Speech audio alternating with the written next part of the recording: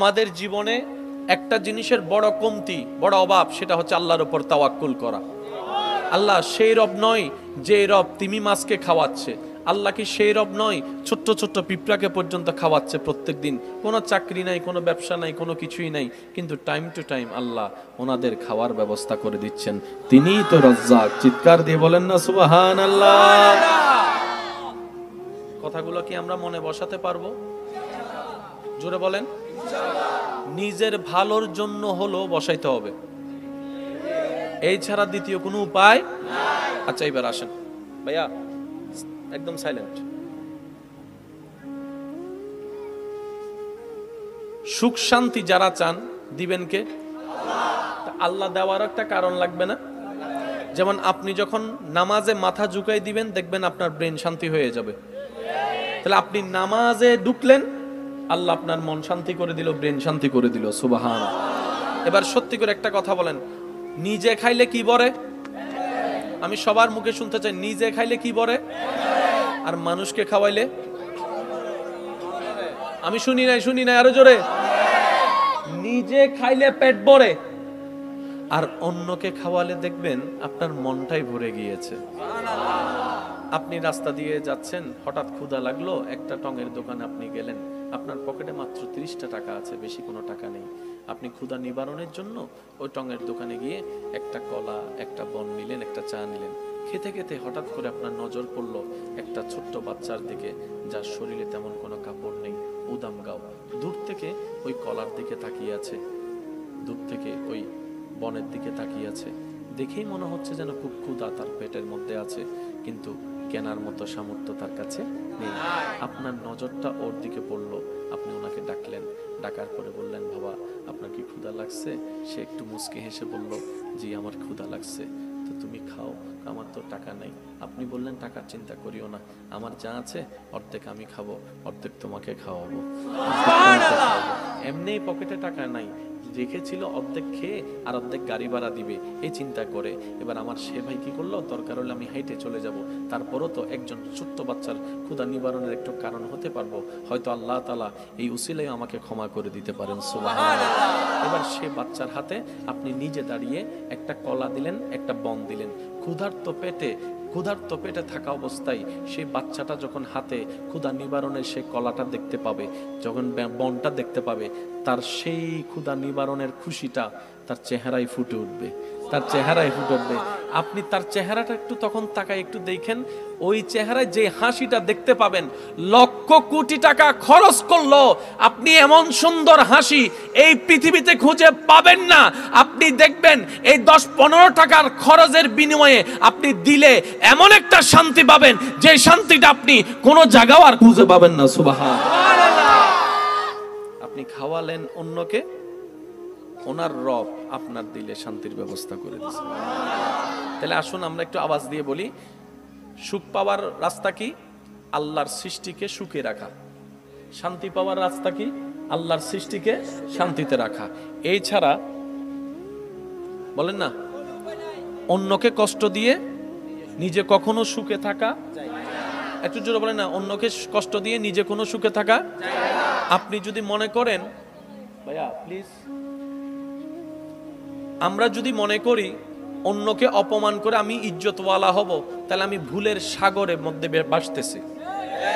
ইজ্জত তখন হয় আপনি যখন ইজ্জত দাতা যাকে ইজ্জত দিয়েছেন, ওই ইজ্জতকে যখন আপনি ইজ্জত দিবেন, ইজ্জত দাতা খুশি হয়ে ইজ্জত আপনাকে দান করবেন। আল্লাহ আমাদের সবাইকে একটু বুঝার তৌফিক। কালিমা পড়ে মুসলমান হয়ে গেছে। সে বলছে যে ওদের বদনামের সাথে আপনার কোনো মিল নাই। নবী রাহমাতুল লিল আলামিন ইসলাম প্রচার শুরু করার পরে কিছুদিন পরে একজন ইহুদির স্ত্রীর কাছে গিয়ে একটা থলে দিলেন। ভাইয়া সুবহানাল্লাহ জোরে বলতে হবে তো, আর একটু জোরে বলা যাবে না? একটা ইহুদির স্ত্রীর কাছে গিয়ে নবীজি একটা থলে দিলেন, ব্যাগ, যার স্বামী ইহুদিটা কিছুদিন আগে মারা গেছে। এবার সবাই তো নবীর নামে বিভিন্ন বদনাম শুরু করছে।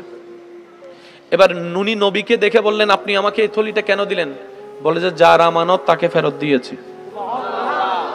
বলে যে আমি তো বুঝলাম না। বলে যে আপনার স্বামী দুনিয়ার থেকে যাওয়ার আগে এই সম্পদগুলা আপনাদের জন্য আমার কাছে আমানত রেখে গিয়েছিলেন, ওই আমানতটা ফেরত দেওয়ার জন্য আমি উপস্থিত হয়েছি। ওই ইহুদির স্ত্রী বলছেন, এইরকম একটা ভোগ করার, দখল করার সময়ের মধ্যে আপনি আমাকে বরাবর ফেরত দিয়েছেন। নবী বলেন যে এটা আপনার হক, আর আল্লাহ পাক বলেছেন আমানতের খেয়ানত না করতে। ওই ইহুদির স্ত্রী সাথে সাথে কালিমা পড়ে এখানে মুসলমান হয়েছে। এবার আমি আপনাদেরকে একটু অন্যদিকে মনোযোগটা নিয়ে যাওয়ার চেষ্টা করব, যদি আপনাদের কষ্ট না হয়। যেতে পারবেন ইনশাআল্লাহ? চাই নবীর উম্মতরা একটা হাত তুলে দেখান না, যেতে পারবেন ইনশাআল্লাহ?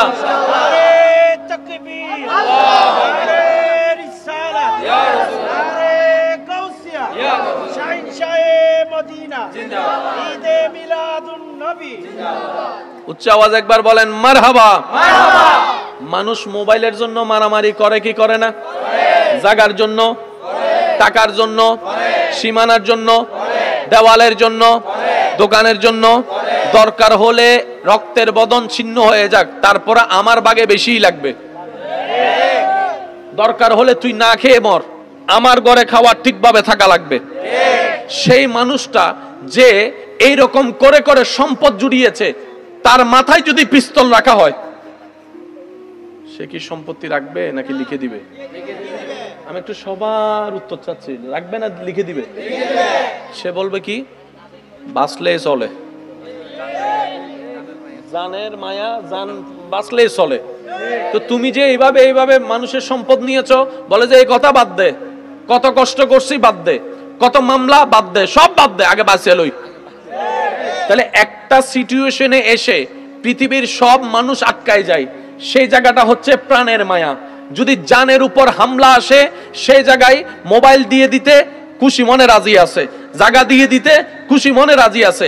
আর যখন সেটা হারিয়ে যায়, তেমন আফসোসটা হয় না, যদি চিন্তাটা এইভাবে করে মোবাইল হারিয়েছে, আইফোন কিন্তু জানটা তো আছে, জানটা তো আছে, দোকান দুইটা দখল হয়ে গেছে, ঠিক আছে, জান তো আছে। জান থাকলে হয়তো আবার আসতে পারে, পরিশ্রম করলে আনতে পারবে, কিন্তু জানের সাথে কম্প্রোমাইজ কেউ করে না। এই কথাই সবাই একমত, কথা বলেন ঠিক কিনা? কিন্তু বিশ্ব ব্রহ্মাণ্ডে কিছু ঘটনা এমন আছে যেটা জ্ঞানীদের জ্ঞানকে পর্যন্ত থমকে দেয়। সুবহানাল্লাহ, সুবহানাল্লাহ, আর একটু জোরে সুবহানাল্লাহ। পৃথিবীর বুকে এমন কিছু ইতিহাস আছে যেখানে জ্ঞানীদের জ্ঞান পর্যন্ত থমকে যায়, যেখানে পুস্তকের জ্ঞান সীমিত হয়ে যায়। ইসলামের প্রথম যুগে যারা ইসলাম ধর্ম গ্রহণ করেছেন, তাদের উপর যে কি পরিমাণ নির্যাতন করা হয়েছে, কি পরিমাণ নির্যাতন ভাষায় প্রকাশ করা যাবে না। দোকান বন্ধ করে দিয়েছে, ব্যবসা বন্ধ করে দিয়েছে, চাকরি বন্ধ করে দিয়েছে, ওদের সাথে কথা বলা বন্ধ করে দিয়েছে, সমাজ থেকে আলাদা করে দেওয়া হয়েছে, খাবার বন্ধ করে দিয়েছে।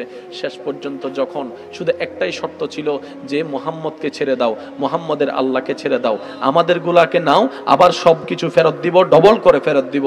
সবাই এক বাক্যে বলেছিল, যদি একটা দোকানের পরিবর্তে দুইটা দাও, তারপরও আল্লাহকে ছাড়তে পারবো না, আল্লাহকে ছাড়তে পারবো না। সুবহানাল্লাহ। যদি আমাদেরকে একটা ঘরের পরিবর্তে দুইটা ঘরও দাও, তারপর আল্লাহকে ছাড়তে পারবো না। আমি সবার একটু মনোযোগ চাচ্ছি, আমরা সব মানুষ এক কথায় একমত হয়েছি এই একটা জায়গায় এসে, জানের ব্যাপারে, যেখানে মানুষ আর কোনো কিছু চিন্তা করে না। সিগনেচার করতে হলে সিগনেচার করে দেয়, যদি ফিঙ্গারপ্রিন্ট দিতে বলে সেখানেও ফিঙ্গারপ্রিন্ট দিয়ে দেয়, কারণ তার মাথায় পিস্তল টাকা হয়েছে। একটা বাটন টিপলে গুলিটা তার খুলি উড়ে নিয়ে যাবে, সে আর পৃথিবীর মায়া দেখতে পারবে না, সূর্য চন্দ্র দেখতে পারবে না। জানের মায়া সবারই আছে, কিন্তু যখন সাহাবায়ে কেরামের উপর বিভিন্নভাবে অত্যাচার করা হচ্ছে, পানি বন্ধ করে দিচ্ছে, বুক তৃষ্ণায় ফেটে যাচ্ছে, তারপরেও মুখে আছে লা ইলাহা ইল্লাল্লাহ, লা ইলাহা ইল্লাল্লাহ, চিৎকার দিয়ে বলেন সুবহানাল্লাহ। যখন ওনাদেরকে বিভিন্নভাবে অত্যাচার করা হচ্ছে, এমনকি মায়ের সামনে সন্তানের গলায় ছুরি রাখা হয়েছে, আর বলা হচ্ছে তুই আল্লাহকে অস্বীকার কর, মুহাম্মদকে অস্বীকার কর, না হয় তোর ছেলের গর্দান আমরা কেটে ফেলবো। তখনও সেই মা বলছে, সন্তান একটা নয়, 100টা যদি থাকে 100টা সন্তান কোরবান করে দিতে রাজি আছি, তারপরও আল্লাহকে ছাড়তে পারবো না, নবী মুহাম্মদকে ছাড়তে পারবো না। সুবহানাল্লাহ, আল্লাহু আকবার, ইয়া রাব্বানা, ইয়া রাব্বানা। নবীর উম্মতেরা ডান হাত তুলে একবার বলেন মারহাবা, আর একটু জোরে বলেন মারহাবা। মায়ের সামনে সন্তানের গর্দান দ্বিখণ্ডিত করা হয়েছে, তারপরও মায়ের অন্তর বিন্দু পরিমাণ ব্যতীত হয় নাই, আল্লাহকে ভুল বুঝে নাই, নবীকে ভুল বুঝে নাই, বরং সেটা সৌভাগ্য মনে করেছে, সৌভাগ্য মনে করেছে, আনন্দ পেয়েছে। এই জায়গায় এইখানে থাকবো তো থাকবো, কয়দিন থাকবো, কাল না হয় পরশু, কুল্লু নাফসিন যায়িকাতুল মউতের মাধ্যমে মৃত্যুবরণ তো করতে হবে, একদিন না একদিন তো পরকালে যেতে হবে। আরে কালকে যখন যেতে হবে, আজকে চলে যাই, সমস্যাটা কি হবে? কিন্তু কালকে গেলে হয়তো জান্নাত নাও পেতে পারি, কিন্তু আজকে গেলে তো শহীদের মর্যাদা দিয়ে আল্লাহ আমাকে জান্নাত দিবে।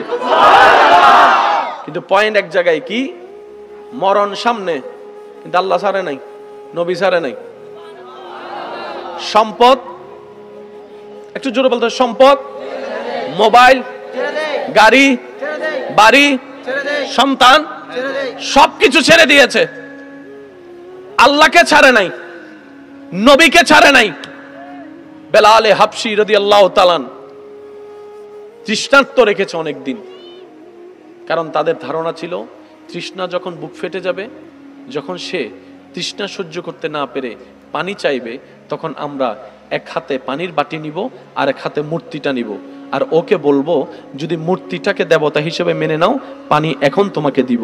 এই শর্তে তারা প্ল্যানিং করেছে। যখন ওনাকে উত্তপ্ত গরম রোদের নিচে শোয়ানো রাখা হয়েছে, উদাম গায়ে সারা শরীর হাত পা টেনে যখন বেঁধে রাখা হয়েছে, অপরাধ শুধু একটাই ছিল, আল্লাহকে এক বলে স্বীকার করেছে, নবী রহমাতুল্লিল আলামিনকে রসুল বলে স্বীকার করেছে। আর কোনো অপরাধ ছিল না ভাইয়া, আর কোনো অপরাধ ছিল না। যখন এই উত্তপ্ত গরম রোদ ওনার শরীরকে তৃষ্ণার্ত করে তুলছে, যখন পানি পানি করে চিৎকার করছে, সামনে যখন বাটিটা আনলো, ও হযরত বেলাল রাদিয়াল্লাহু তাআলা মনে করছেন হয়তো তাদের অন্তরে কিছুটা হলো তো মায়া যাবে, মানুষ বলে তো কথা, একটু তো মায়া হয়ে পানি দিতে পারে। দেখে যে না, বাটিটা নিয়ে আসলো, মূর্তিটা নিয়ে আসলো, বলে যে মূর্তিকে গ্রহণ করো দেবতা হিসেবে, পানি তোমাকে দেব। হযরত বেলাল বললেন পানি নিব না, পানি খাবো না, পানি খাবো না, পানি লাগবে না। পানি, তোমার তৃষ্ণা তো অনেক বেশি, তোমার কণ্ঠনালী শুকিয়ে গিয়েছে, বলে এই পানি খাবো না। যে পানি পান করতে গেলে আল্লাহকে অস্বীকার করতে হবে। আরে তুমি তো আমাকে বাটি দেখাচ্ছ, আর আমি এখান থেকে হাউজে কাউসারের পানি দেখতে পাচ্ছি। আল্লাহু আকবার। একটু আমরা যে জায়গায় গিয়ে আটকায় যাই, জান সাহাবায়ে কেরাম, আল্লাহ এবং রসুলের প্রেমিকরা সেই জায়গায় বলছে জান যাবে তো যাক। আর একটু জোরে বলা যাবে? জান যাবে তো, জান যাবে তো। এবার আমাদের মনের প্রশ্ন, কোন সেই বিদ্যালয় যে বিদ্যালয় থেকে এই শিক্ষাটা পাইছে? একটু ভাবি একটু আমরা বলি, কোন সেই ক্লাসরুম যে ক্লাসরুমে পড়ানো হয়েছে? মনে রাখবেন, যখন অভাব ঘরে আসে তখন ভালোবাসা, এই তো বলে ফেলছে, একটু জোরে বলেন না। যখন অভাব ঘরে আসে তখন জানালা দিয়ে ভালোবাসা। এটাও চট্টগ্রামের নিয়ম, এটা ঢাকার নিয়ম, এটা বাংলাদেশের নিয়ম, এটা সারা বিশ্বের নিয়ম, এটা সব জায়গারই নিয়ম। অভাব যখন ঘরে আসে ভালোবাসা তখন। কিন্তু সাহাবায়ে কেরামের ভালোবাসা জানলা দিয়ে পালাই নাই, জানলা দিয়ে পালাই নাই। অভাবকে আপন করে নিয়েছে, ক্ষুধার্ত থেকেছে, তৃষ্ণার্ত থেকেছে, সন্তান হারা হয়েছে, তারপরও ভালোবাসাটা জানলা দিয়ে পালাই নাই। ও আমার ইউথরা, ও আমার ভাই বোনেরা, আসল ভালোবাসা তো এটাকেই বলা হয়, আসল ভালোবাসা তো এটাকেই বলা হয়। যে ভালোবাসা অভাব দেখলে আপনার হাত ছেড়ে দেবে, এটা তো ভালোবাসা না, এটাকে তো স্বার্থপরতা বলে। ভালোবাসা যদি পেতে চান, বান্দা হিসেবে আল্লাহর প্রেম সাগরে ডুব দেন, উম্মত হিসেবে নবীর প্রেম সাগরে ডুব দেন। বলেন সুবহান। এটা ভালোবাসা। এবার বলেন, দুনিয়াতে ভালোবাসা আছে না নাই? মারা যাওয়ার সাথে সাথে স্ত্রীর হাত ছেড়ে দেবে কে? আমি বলবো না, আপনারা জোরে বলেন। স্ত্রীর হাত ছেড়ে দিবে কে? ভাইয়ের সঙ্গ ছেড়ে দিবে ভাই, ভাইয়ের সঙ্গ ছেড়ে দিবে ছাত্রের সঙ্গ ছেড়ে দিবে শিক্ষক, সবাই ওনাকে মিলে কবরে রেখে আসবে। সবাই হাত ছেড়ে দিয়েছে, বুঝবেন, সবাই হাত ছেড়ে দিয়েছে, কবরে রেখে দিচ্ছে, কবরে রেখে দিচ্ছে, কবরে রেখে দিচ্ছে। আল্লাহর রহমত আর নবী,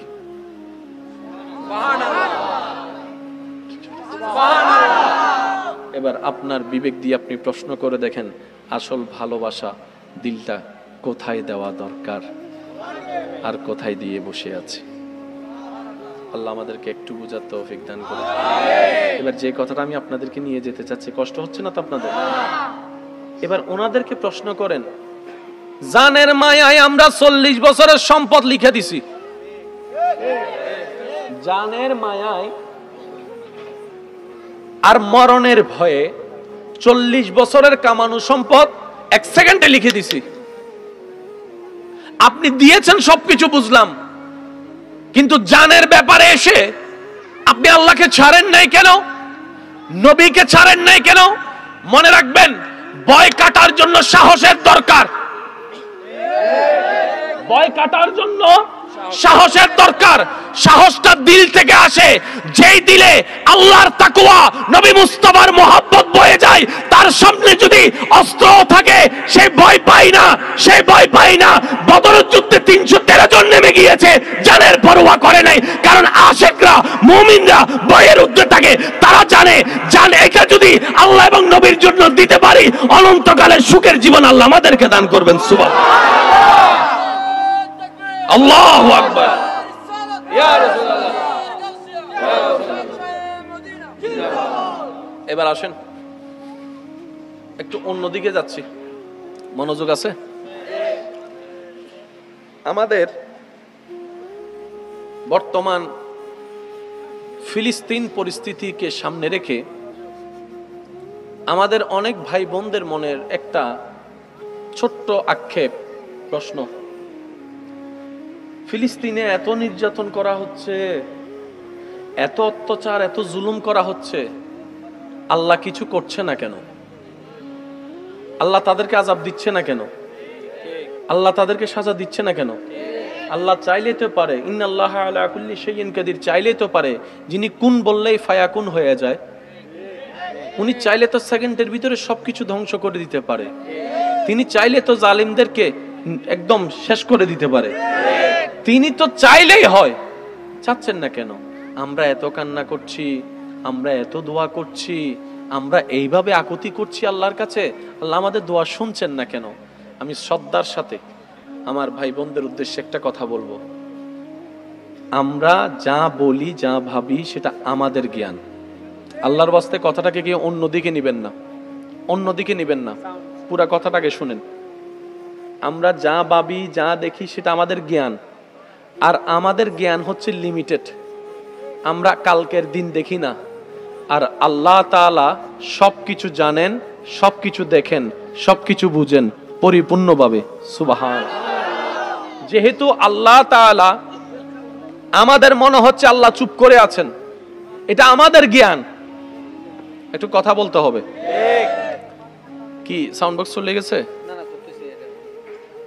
একবার দরুদ শরীফ পড়েন, আল্লাহুম্মা সাল্লি আলা সাইয়্যিদিনা মাওলানা মুহাম্মদ ওয়া আলা আলি সাইয়্যিদিনা মাওলানা মুহাম্মদ। সবাই মিলে আরেকটু জোরে, আল্লাহুম্মা সাল্লি আলা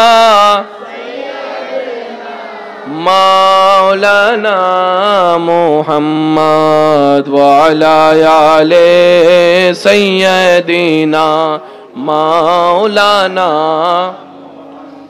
ডান হাতটা তুলে দেখায় একবার বলেন মারহাবা। হয় না, হয় না, একটু আওয়াজটা গর্জন, বলেন মারহাবা। এবার হাতটা নামান। মনোযোগ আছে সবার? কথাটাকে একটু শেষ করি, নাহলে আবার অনেকে ভুল বুঝে বসে থাকবে।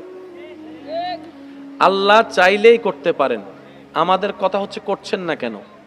তো যেহেতু রব করছেন না বলে আমাদের মনে হচ্ছে, আমাদেরকে এটাই বিশ্বাস রাখতে হবে, নিশ্চয়ই এখানে কোনো না কোনো একটা হিকমত আছেই আছে। কারণ আমাদের জ্ঞান সীমিত, আল্লাহর জ্ঞান অসীম, আর উনি সময় মতো উপযুক্ত কাজ করেন। ওনার সময় মতো যেদিন হবে সেই দিনে করবে। কিভাবে করবে? করার মতো করবে।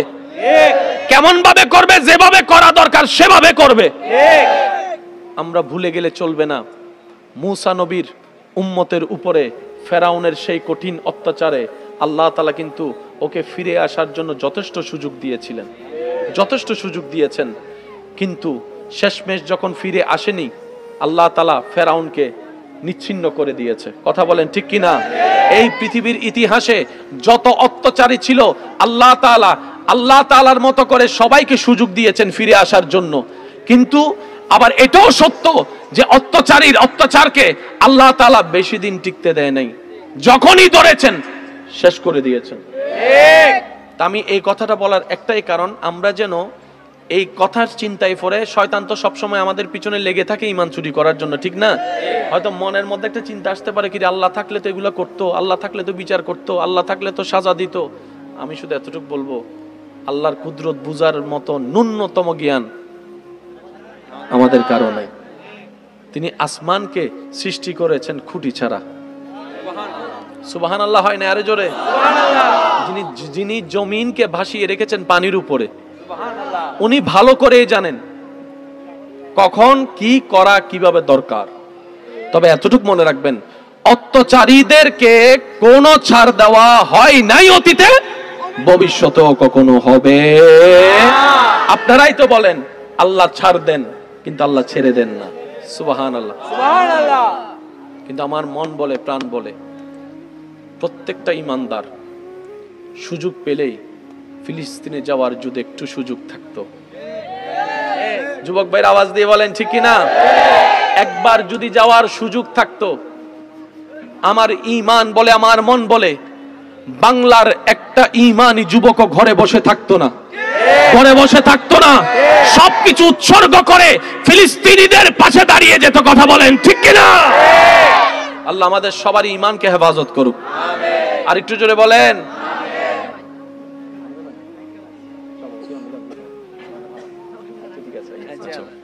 একবার দরুদ শরীফ পড়েন, আল্লাহুম্মা সাল্লি আলা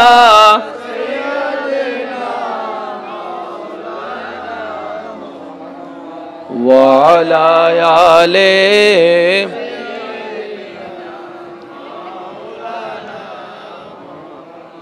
ছোট করে কা হতা হয় ভাই উনো ইতারা জীবন তো সামনাসামনি আসতো না। আর আল্লাহ ইন উকে তো ভালাই বোধ বুঝু বুঝু হন আবাজে ফিজুতন টুক করে মারি দিব, প্রায় তো 3টা বাজে টুক করে মারি দিব। সামনে সামনে আইসো না, দাদা দাঁড়া না পারে তোর আল্লাহ এসে না মাথা ঠিক না বেটে খাওয়া না। মুসলমানের তো কিছু নাই, কিচ্ছু নাই। দেখছন আছে তো, আছে না? আছে না? আরা কি বেগুন সবসময় কি আরা বালা চলিতারি না, বালায় বাদত গরিতারি না?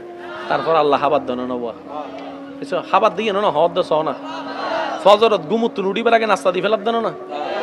আরা হয়তো বউয়ে বানাই দে, মা বানাই দে, বনি ইনুবি লেহি রেখি দে, তুই এসি দে ফেরেস্তাই হদ আল্লাহ তো নামাজ না পড়ে। আল্লাহ দিন আল্লাহ আর বান্দার ব্যাপার, তুই কেন গলর আর বান্দার হাবাই ইমদে ডর করে হন না। সুবহানাল্লাহ। আছে তো একজন, আছেন একজন, আওয়াজি বেজেন ছোট নয়, আর কারা জোর আছেন একজন, আছে দিবেন নাম কি? আছে দিবেন নাম কি? সমস্ত ক্ষমতার অধিকারী বহন, কুল কায়নাত সৃষ্টি করে দিব হন, আদেশ দিলে ওই যে গুদে বেগিন বহন। ইবে চাইলে বেগিন পারে, ইবে যেতে কেন সময় লর, তার মানে ধরা কঠিন বুধবা। মনে রাখবেন, ফেরাউনকে ধরেছে আল্লাহ ওই সময়ের মতো করে, নমরুদকে আল্লাহ ধরেছে ওই সময়ের মতো করে। বর্তমান পৃথিবীর জালিম অত্যাচারীদেরকেও আল্লাহ ধরবেন এই সময়ের মতো করে। কথা বলেন ঠিক কি না? তবে আমাদেরকে এগোতে হবে ঈমানি ধৈর্যের সাথে, বেশি বেশি ইস্তেগফার করে রবের কাছে ক্ষমা চাইতে হবে। কথা বলেন ঠিক কি না?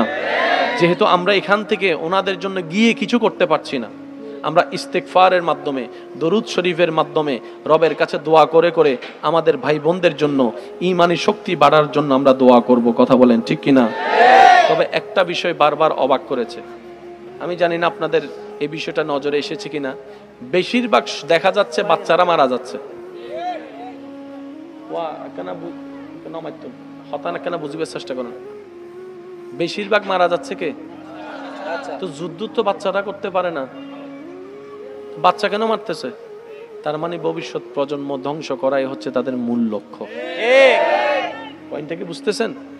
এক সময় যে ফিলিস্তিনিরা ওদেরকে থাকার জন্য আশ্রয় করে দিছে, এক সময় যে ফিলিস্তিনিরা মায়া উদার করে তাদেরকে মায়া দিয়ে থাকার জন্য আশ্রয় করে দিয়েছে, আজকে যে প্লেটে খাইছে সেই প্লেটে ছিদ্র করার জন্য চেষ্টা করতেছে ওরা। কথা বলেন ঠিক কিনা? তবে মনে রাখবেন, আমরা ছোট্ট মানুষ, একটা কথা আবদার করে বলতে চাই আমার ইমানি ভাইদের কাছে, বোমার পাওয়ার ওদের হাতে, কথা বলতে হবে, পারমাণবিক কাজ ওদের হাতে, বিমান ওদের হাতে, আমেরিকা ওদের হাতে, ডলার ওদের হাতে, পত্রিকা ওদের হাতে, বিবিসি সিএনএন ওদের হাতে, সারা বিশ্বের বড় বড় দেশ নেতারা ওদের হাতে, সব ওদের। আমাদের কিচ্ছু নাই, একজন আছে। আরেকটু জোরে বলেন, আরেকটু জোরে বলেন। আল্লাহ আমাদেরকে ঈমানি শক্তি নিয়ে বেঁচে থাকার তৌফিক দান করুন। আমার মূল বিষয়টা ছিল আমরা যেন এই সমস্ত বিষয় দেখে ঈমান হারা না হই, শয়তানের ফাঁদে পড়ে। এটা বুঝাতে চেয়েছি আমি কি বুঝাতে পারছি কথা? আল্লাহ আমাদের সবাইকে একটু বুঝার তৌফিক দান করুন।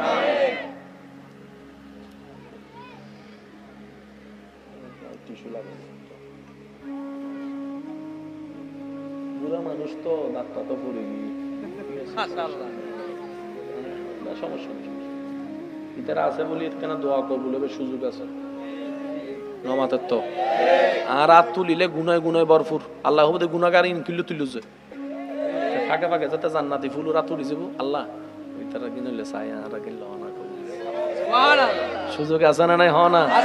কত ভালো লাগে আমার নূর নবীর নাম, আরো ভালো লাগে নবীর দরুদ সালাম, নবীর দরুদ সালাম, নবীর দরুদ সালাম। সবাই কত ভালো লাগে আমার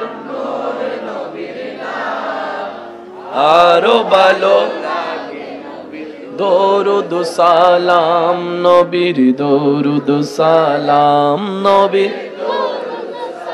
আল্লাহুম্মা সাল্লি আলা সাইয়্যিদিনা মুহাম্মাদিন, আল্লাহুম্মা সাল্লি আলা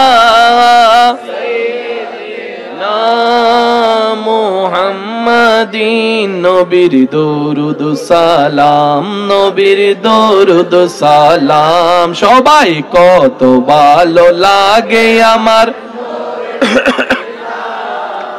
আরো ভালো লাগে নবীর। উচ্চ আওয়াজ একবার বলেন মারহাবা, মারহাবা। তবে একটা কথা মনে রাখবেন, ফিলিস্তিনি আমাদের ঈমানি ভাই বোনদের যতটা ফোঁটা রক্ত শরীর থেকে ঝরেছে, যতটা ফোঁটা চোখ থেকে পানি ঝরেছে, এগুলার খুব ভয়াবহভাবে তাদের সামনে আসবে, কল্পনাও তারা করতে পারবে না। ঠিক না? বিজয় আসবেই আসবে ইনশাআল্লাহ, বিজয় আসবেই আসবে ইনশাআল্লাহ, বিজয় আসবেই আসবে ইনশাআল্লাহ। এটাই রবের প্রতিশ্রুতি। তবে মাঝখানের সময়টা শুধু আমাদের একটু ঈমানি পরীক্ষা নিচ্ছে। কথা বলেন ঠিক কি না? আমাদের একজন, জোরে বলেন আমাদের একজন। আল্লাহ আমাদের সবাইকে কবুল করুক, আমিন। আমার কথাটাকে রাজনৈতিক ইস্যু বানায়েন না, এটা আমাদের ঈমানি ইস্যু। হতাঙ্কি হইলাম দাই তারা হনদিন আর সামনাসামনি ইস্তনু ইসলাম আমাদের তো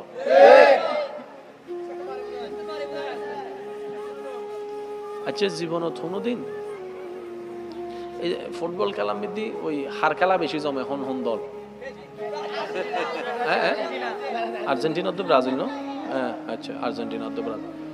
ব্রাজিল উল্লাহ নেপাল উল্লাহ খেলা হলে সাইতে যাবে না? হ্যাঁ ক্যা ওরো এই বাগল্ল বিয়েলো বিলে গৈছি ঠিক না বেটে খাওয়া না বাজে খেলাইবে টক্কর অন্য ভরিব না তো তোরা তুন তো বেগিন আছে ফিলিস্তিনের তুন তো কিছু নাই ইতারা তো নতাই এরা যে ইতারা বুক ফুলাইতে ঠিক কি সুবহানাল্লাহ ইবের ইমানি শক্তি তোমার আর তো নাই ভাইতেও না হারাম তোমার আর ভিতর ঢুকে গিয়ে মত তোমার আর ভিতর ঢুকে গিয়ে শুরুর গুস্ত ও মাথা না ঠিক না আর হারা বইতারি নানা ধর্ম হনো কিন্তু কমতি নাই আল্লাহ ইল্লে করি ইন্নাদ দীনা ইনদাল্লাহিল ইসলাম ইসলামের ইল্লে করি সাজাই দিয়ে তোমার করে হনছিল তবে ওনার একখান জিনিস খেয়াল করছো না হইন্য পারি ইয়া এদিন বোম মার দে আর মা বইন করলে কিন্তু বোরহানো সারে কষ্ট নিয়েন না আমার কথায় ফিলিস্তিনের যতগুলো ভিডিও মোটামুটি ছবি দেখবেন বেশিরভাগই দেখবেন মা বোনেরা পর্দা করা অবস্থায় আছে অথচ সেকেন্ডে সেকেন্ডে ওদের উপর হামলা হয়তো বোমা দিয়ে না হয় গুলি দিয়ে এত কিছুর পরেও পেটে কিন্তু খাবার নাই কিন্তু পর্দাটা ওনারা ঠিকই রাখার চেষ্টা করেছেন সুবহানাল্লাহ আমার যে সমস্ত বোনেরা একটু পর্দা করতে চায় আমার মনে হয় এই বিষয়টা হবে আমার বোনদের জন্য সবচেয়ে বড় একটা অনুপ্রেরণা থাকার জন্য ঘর ভেঙে গেছে কাপড় চোপড় কিছু বের করতে পারে নাই কিন্তু যতটুক সম্ভব অতটুকুর মধ্যে পর্দা দিয়ে নিজের দেহকে আড়াল করার চেষ্টা করতেছে বলেন না সুবহানাল্লাহ কারণ পর্দার হুকুম দিয়েছেন কে আল্লাহ আমাদের সবাইকে বুঝার তৌফিক দান করুন আমিন এবার আমি আর বেশিক্ষণ ডিস্টার্ব এবার আসুন আমাদের ধর্মের নাম কি ইসলাম সবাই মিলে বলুন না ইসলাম এখনো নবীজিকে আল্লাহ তাআলা ইসলাম প্রচারের আদেশ দেননি এখনো নবীজিকে আল্লাহ তাআলা ইসলাম প্রচারের আদেশ এর ভিতরেই বড় বড় বাটপাররা পর্যন্ত নবীর চরিত্র দেখে মুগ্ধ হয়ে এটা বলতে বাধ্য হয়েছে পৃথিবীর সবাই মিথ্যা কথা বলতে পারলেও আব্দুল্লাহর বেটা মুহাম্মদ কখনো মিথ্যা বলবে না সুবহানাল্লাহ পৃথিবীর সবাই যদি আমানতের খেয়ানত করে এই আব্দুল্লাহর বেটার কাছে আমানত রাখো যেমন দিবা ঠিক তেমনই ফেরত পাবা 19-20 হবে না আমি সবার একটু মনোযোগ চাচ্ছি আমাদের নবী রাহমাতুল্লিল আলামিন রাতের বেলায় মক্কার গলিতে হাঁটলেন জোরে বলবেন না কাদের নবী একটু প্রাউড ফিল করে বলেন না কাদের নবী আর একটু মহব্বত করে বলেন কাদের নবী আমাদের নবী রাতের বেলা মক্কার গলি দিয়ে হাঁটছেন হঠাৎ একটা ঘর থেকে কান্নার আওয়াজ আসছে নবী রাহমাতুল্লিল আলামিন ওই ঘরে গেলেন আর আপনারা জানেন ইসলামের প্রাথমিক যুগে ইসলাম আসার আগে ইসলাম প্রচারের আগে মানুষ কেনা বেচা হতো গোলাম হিসেবে যে যাকে কিনে ফেলতো তাকে দিয়ে গাদার মতো খাটুনি খাওয়াইতো খাওয়ারও দিত না ঘুমের ব্যবস্থাও করতো না অর্থাৎ কিনছি আমি মানি সে আমার যা মন চায় তা করবো এমন একটা চিন্তা ভাবনা তাদের মধ্যে ছিল তো নবীজি ঘরের মধ্যে গিয়ে দেখলেন একজন কালা হাবশি গোলাম কাজ করছে আর কান্না করছে নবী রাহমাতুল্লিল আলামিন দো জাহানের বাদশা আল্লাহ যাকে বানিয়ে দিয়েছেন সুবহানাল্লাহ সেই নবী ওই গোলামের পাশে গিয়ে বসছেন পাশে বসার পরে জিজ্ঞেস করলেন আপনি কান্না করছেন কেন বলেছে ভাই কি আর বলবো এমন একজন মালিক পেয়েছি এর মতো জালিম আর কেউ হতে পারে না দিনভর আমাকে খাটায় কষ্ট দেয় রাতে আমাকে ঘুমাইতে দেয় না আজকে কয়েকটা দিন আমি অসুস্থ আমার শরীর কাজ করার কোনো শক্তি নেই তারপরও সে আমাকে দিয়ে কাজ করাচ্ছেই আর করাচ্ছে নবী রাহমাতুল্লিল আলামিন তার কথা শুনে বললেন ভাই আপনি চিন্তা করবেন না আপনি আরাম করেন আপনার পক্ষ হয়ে কাজটা আমি করে দিচ্ছি কে কাজ করে দিচ্ছে দেওয়ার দায়িত্ব নিলেন আমাদের নবী কোন নবী যাকে আল্লাহ নবীদের নবী বানিয়েছেন কোন নবী দায়িত্ব নিলেন একজন গোলামের কাজ করে দেওয়ার জন্য যাকে আল্লাহ তাআলা ইন্না আ'তাইনা কাল কাউসারের শান খাজিনা দান করেছেন কোন নবী একজন গোলামের কাজ করে দেওয়ার দায়িত্ব নিচ্ছেন ভাইয়েরা যেই নবীকে ওয়ারাফানা লাকা যিকরাকের চাদর স্বয়ং আল্লাহ দান করেছেন নবীজি দায়িত্ব নিলেন কাজ শুরু করলেন উনি ঘুমালেন এভাবে বেশ কয়েকদিন যাওয়া শুরু করলো নবী প্রত্যেক দিন রাত্রে বেলা এসে ওই গোলামের কাজগুলা নবী করে দেওয়া শুরু করলেন সময় পার হতে থাকলো